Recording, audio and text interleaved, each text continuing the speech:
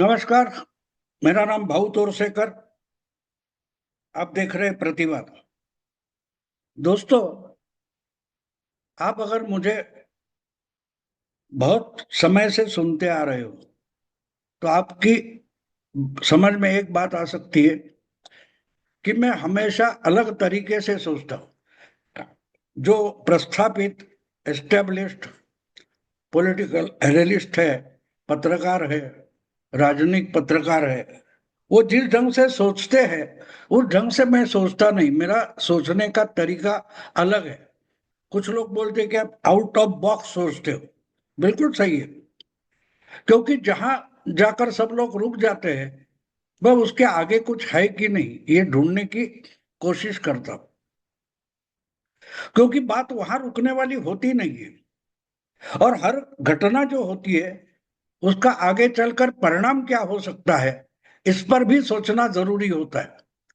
वरना हमें घटना का या जो कुछ पॉलिटिक्स चल रही है, राजनीति चल रही है, उसका सही आकलन नहीं होता। और सही आकलन नहीं होगा तो आप किसी सही नतीजे पर ना पहुंच सकते, ना कोई सही अंदाज कर सकते हो। तो इसलिए मैं हमेशा अलग ढंग से सोचने की, कुछ नया मिलता है कि नहीं। और खबर की बात ही वो होती है जो हमेशा की बात नहीं होती, जो नॉर्मल नहीं होती है, नॉर्मल से अलग होती है, वही तो खबर होती है। तो कल परसों की बात है, हमारी अंजू पंकज नाम की एक यूट्यूबर है, आप उनको भी सुनते होंगे। उनके यूट्यूब चैनल पर मेरा इंटरव्यू ले रही थी और हम बात कर रहे थे, गपशप कर रहे थे। तब एक बात अचानक दिमाग से निकल कर आई। मैं सोचता हूँ, कहता हूँ, वो भी बात गलत है कि अचानक दिमाग में कुछ बातें निकल आती है। तो उस दिन ऐसे ही एक बात निकल कर आ गई। क्या 2029 में फिर से नरेंद्र मोदी चुनाव लड़ेंगे, या 75 होने के बाद, 75 साल की उम्र होने के बाद अलग हो जाएंगे, वगैरह वगैरह। तो मैंने अंजू को बताया कि देखो, 2002 से लेकर आज 24 साल एक बात लगातार हम मीडिया में सुन रहे हैं। जो जो पॉलिटिकल पंडित है वो हर दिन मोदी जी को हराते हैं, हर चुनाव में मोदी जी को हराते हैं। लेकिन जिस दिन मतगणना होती है उस दिन मोदी जीत जाते हैं, मोदी जी हो या मोदी जी की पार्टी हो। कम से कम 80-90% ये बात हमारा अनुभव है कि मीडिया को देखे तो चुनाव का मतदान होकर मतगणना होने तक मोदी जी और उनकी पार्टी हारती रहती है। ये हमने हरियाणा में देखा, ये महाराष्ट्र में देखा, ये हर जगह देखते हैं।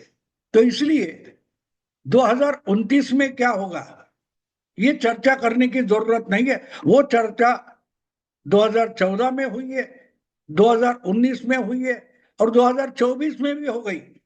पहली बात तो ये थी कि 2014 में मोदी जी जीतने की कोई संभावना हमारे मीडिया को या ओपिनियन पोल वालों को नहीं दिखाई दे रही। आपको याद होगा, तो अभी भी वो सब आंकड़े अवेलेबल हो गए, मिल सकते हैं, जो ओपिनियन पोल, एग्जिट पोल के आए थे।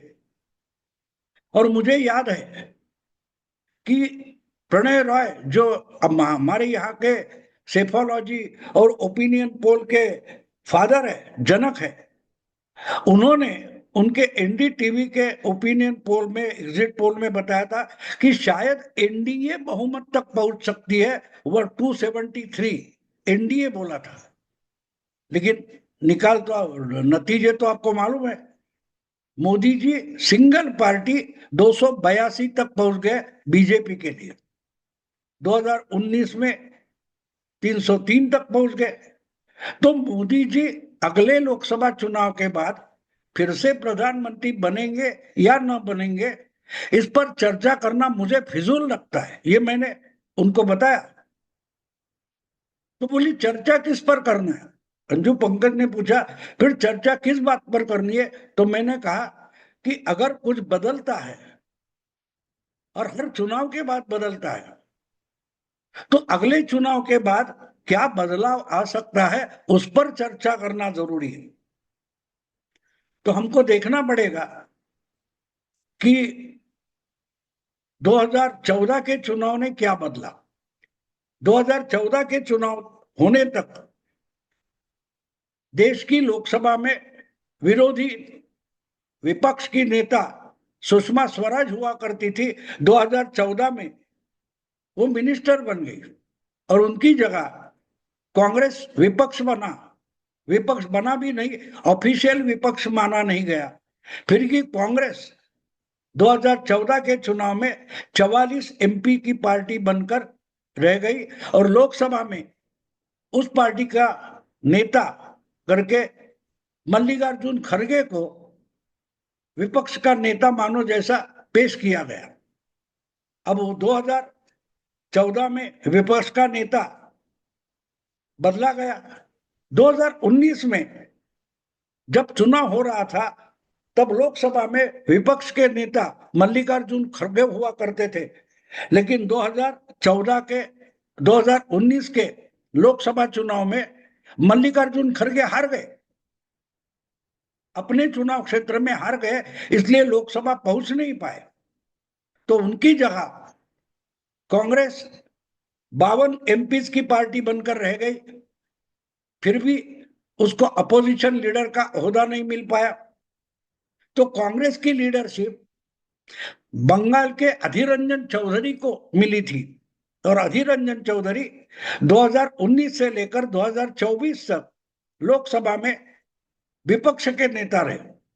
अब देखिए 2024 का चुनाव हो गया और 2024 के चुनाव के बाद जो नतीजे सामने आए तो लगातार 6-7 बार अपना चुनाव क्षेत्र जीतने वाले अधीर रंजन चौधरी अपने ही क्षेत्र में चुनाव हार गए और उनके जगह 2024 के बाद राहुल गांधी 98 एमपी के नेता बनकर विपक्षी नेता बनकर सामने आ गए।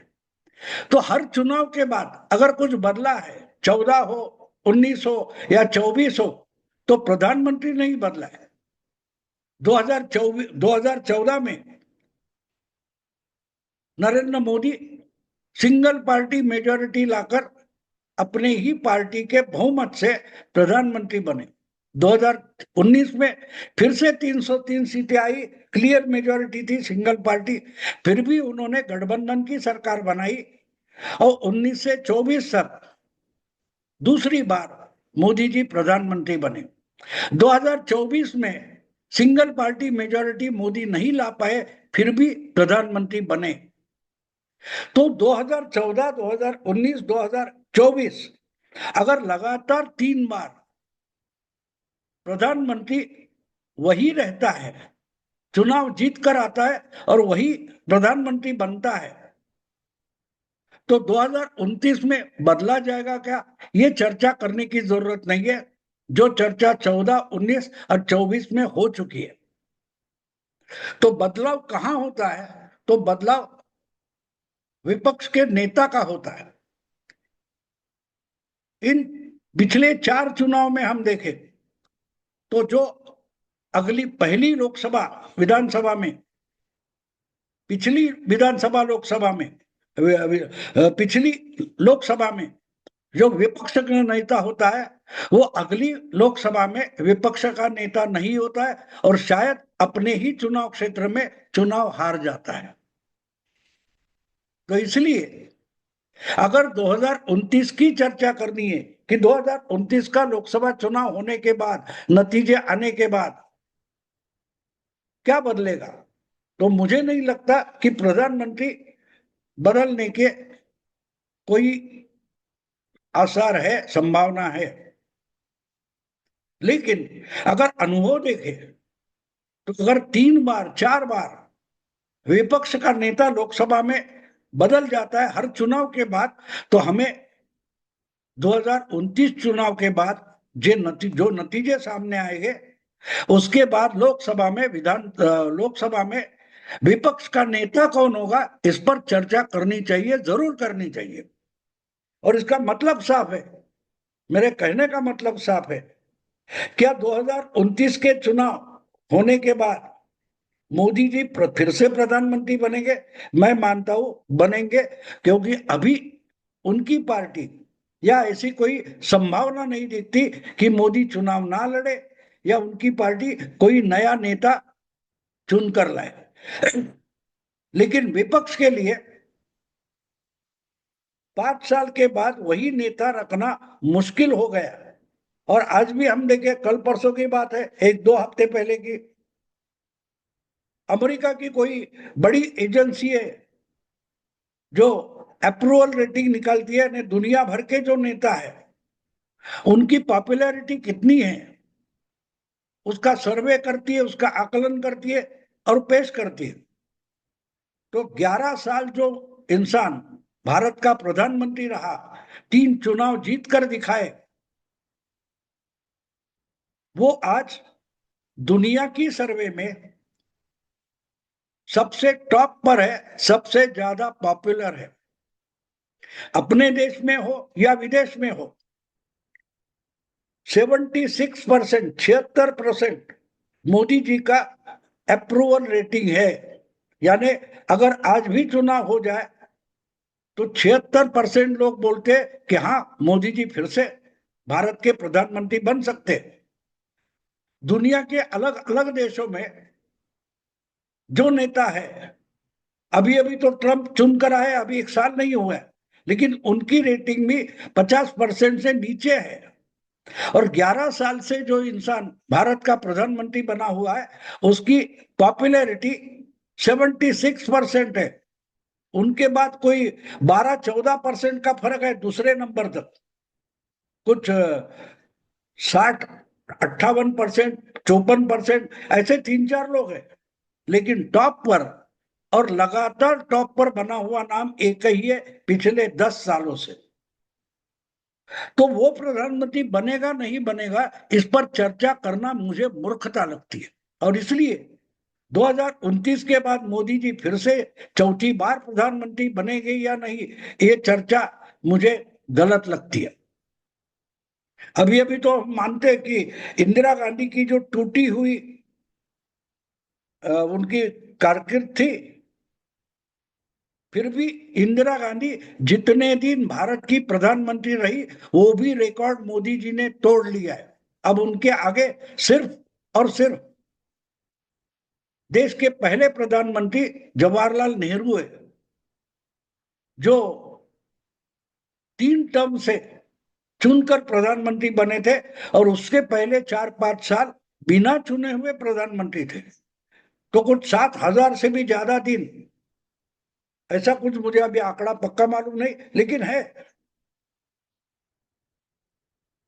जवाहरलाल नेहरू के बाद एक ऐसा नेता हमारे सामने आया कि जो लगातार 3 चुनाव जीतता है और सबसे ज्यादा दिन प्रधानमंत्री पद पर रहने का रिकॉर्ड बनाता है। तो उस पर अगले बार क्या होगा ये चर्चा करना मुझे मूर्खता लगती है, बेवकूफी लगती है। हाँ, लेकिन अगर चर्चा करनी है तो जिस ढंग से पिछले 3 चुनाव के बाद हुआ है कि हर चुनाव ने लोकसभा में जो विपक्ष का नेता है वो बदला गया। और दूसरी बात उसमें है कि पिछली लोकसभा में जो विपक्ष का नेता होता है वो अपनी क्षेत्र में चुनाव हार जाता है, ये रिकॉर्ड है। वैसे तो अमेठी में पिछले ही 2019 के चुनाव में राहुल गांधी हार गए थे। तो चुनाव क्षेत्र में हारना राहुल गांधी के लिए बड़ी बात नहीं है, लेकिन विपक्ष का नेता होते हुए अपने भी चुनाव क्षेत्र में हार जाना, ये अलग सा रिकॉर्ड होगा। शायद राहुल गांधी वो रिकॉर्ड कर सकते हैं कि नहीं, इस पर चर्चा होना जरूरी है। और अगर नहीं होते तो शायद दूसरा तरीका है कि वो चुनाव जीतकर भी विपक्ष का नेता ना बने, ये भी हो सकता है। क्योंकि वो तो कांग्रेस के नेता थे, कांग्रेस के अध्यक्ष थे, फिर भी 2014 या 2019 ये दोनों चुनाव होने के बावजूद पार्टी को 44 और 52 एमपीज मिलने के बावजूद राहुल गांधी लोकसभा में अपनी ही पार्टी के गठनेता नहीं बने, ग्रुप लीडर नहीं बने। हाँ, इस बार संख्या 55 के पार गई थी, मतलब कॉन्स्टिट्यूशनली अपोजिशन लीडर का ओहदा मिल सकता है, इसलिए राहुल गांधी लोकसभा में ग्रुप लीडर बन गए। तो अगर 2029 के चुनाव होने के बाद अगर कांग्रेस पार्टी फिर से 50 के आंकड़े पर अटक गई, यानी कि 55 के नीचे उसके एमपी हो गए, तो विपक्ष का नेता ये ओहदा नहीं मिलेगा, तो क्या राहुल गांधी लोकसभा में चुनकर आएंगे? लेकिन क्या लीडर ऑफ अपोजिशन बनेंगे? चर्चा उस पर होना जरूरी है, क्योंकि राहुल गांधी किसी भी जगह पर या किसी भी मुद्दे पर डटे नहीं रहते, अड़े नहीं रहते, कायम नहीं रहते, और इसलिए जो चीज बदलती रहती है उसमें क्या बदलाव हो सकता है, इस पर चर्चा करना सही होता है, ना कि जो चीज है वैसी है उस पर चर्चा करना बेवकूफी होता है। इसलिए मैं मानता हूं कि 2029 के चुनाव होने के बाद क्या राहुल गांधी लोकसभा में विपक्ष के नेता बने रहेंगे या नहीं रहेंगे, इस पर भी चर्चा होना जरूरी है। दोस्तों, मैं अभी यही रुकता हूं। अगर वीडियो पसंद आए तो लाइक कीजिए, शेयर कीजिए और प्रतिवाद को सब्सक्राइब कीजिए। नमस्कार।